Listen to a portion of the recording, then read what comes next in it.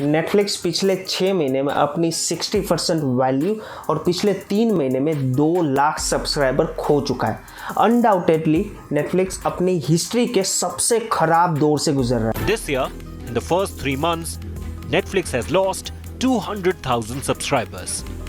It's the first time its numbers are down in any quarter. Streaming giant Netflix suffered its biggest stock loss in nearly 2 decades, losing more than $50 billion in market value. Netflix blaming more competition, illegal password sharing, and Russia's invasion of Ukraine. The company said it is testing a new fee for account holders who want to share their service with people who live outside their household. India के OTT platform के revenue में 31% revenue Netflix का है। अगर हम market share की बात करें तो नेटफ्लिक्स 34% के साथ इंडिया का नंबर 1 OTT प्लेटफॉर्म है। दुनिया में 22 करोड़ लोग नेटफ्लिक्स को यूज़ करते हैं, उसमें से 10 करोड़ लोग ऐसे हैं जो नेटफ्लिक्स को फ्री में यूज़ करते हैं एक दूसरे के पासवर्ड शेयर करके।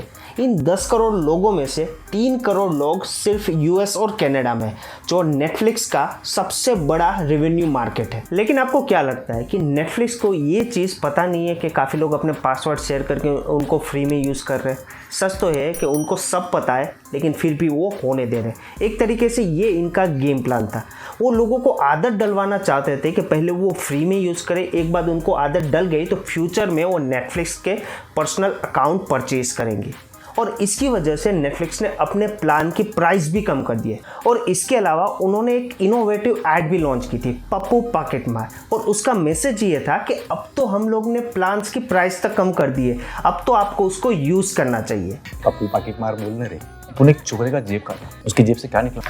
आज से पॉकेट मारना बंद, सेकेंड हैंड दुकान। पासवर्ड शेयरिंग की वजह से नेटफ्लिक्स के रेवेन्यू में काफ़ी फ़र्क पड़ रहा है। अभी नेटफ्लिक्स पासवर्ड शेयरिंग को रोकने के लिए कुछ चार्जेस भी लाने वाला है, जिसकी testing Peru, Chile and Costa Rica में ऑलरेडी चल रही है। The company said it is testing a new fee for account holders. 2 new test features are rolling out in Chile, Costa Rica and Peru.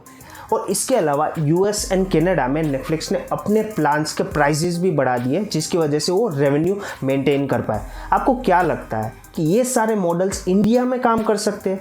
इसको समझने के लिए आपको इंडिया के OTT मार्केट को समझना पड़ेगा। इंडिया में 2 टाइप के OTT मॉडल्स हैं। पहला है एडवर्टाइजिंग वीडियो ऑन डिमांड, जिसमें कंटेंट देखने के लिए आपको पहले कुछ एड्स देखनी पड़ेंगी, या फिर एक आप छोटा सा अमाउंट पे कर सकते हैं जिसकी वजह से आपको ऐड ना देखनी पड़े।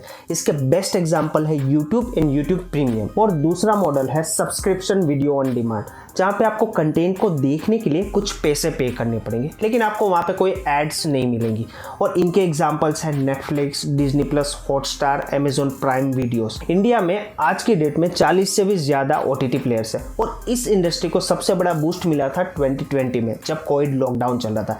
लोग घर में बैठे हुए थे, उनके पास करने के लिए कुछ खास नहीं था, तो वो OTT प्लेटफॉर्म के ऊपर मूवीज़ एंजॉय कर सकते थे। इंडिया में एडवर्टाइजिंग वीडियो ऑन डिमांड का मार्केट सबसे बड़ा है। मतलब एक तरीके से लोग ये पसंद करते हैं कि भले उनको थोड़ी एड्स क्यों ना देखनी पड़ेंगी, एटलीस्ट उनको पैसे पे नहीं करने पड़ रहे कोई चीज़ को देखने के लिए। लेकिन यही चीज़ नेटफ्लिक्स के लिए एक प्रॉब्लम बन के आई है।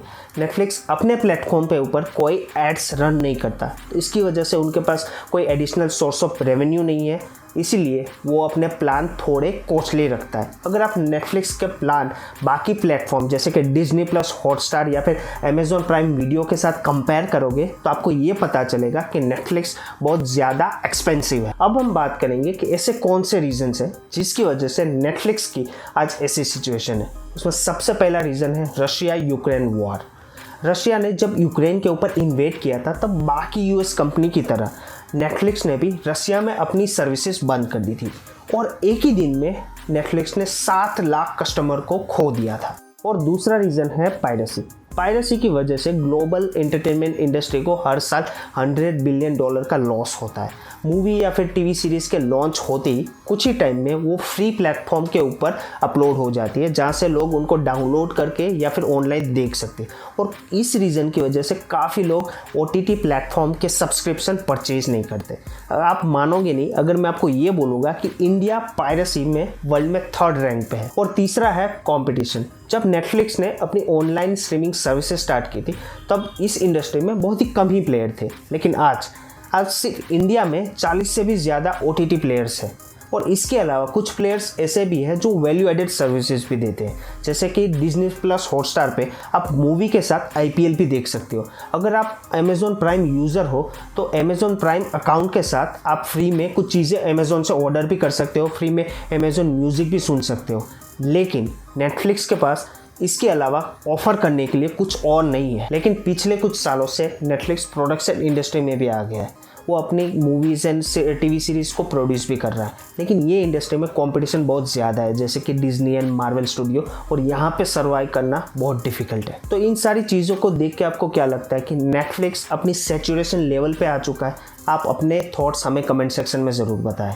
और इसी के साथ हमारा ये वीडियो यहीं पे ख़त्म होता है। Please drop a like and subscribe to the channel. Thank you very much for watching. We will see you in next one.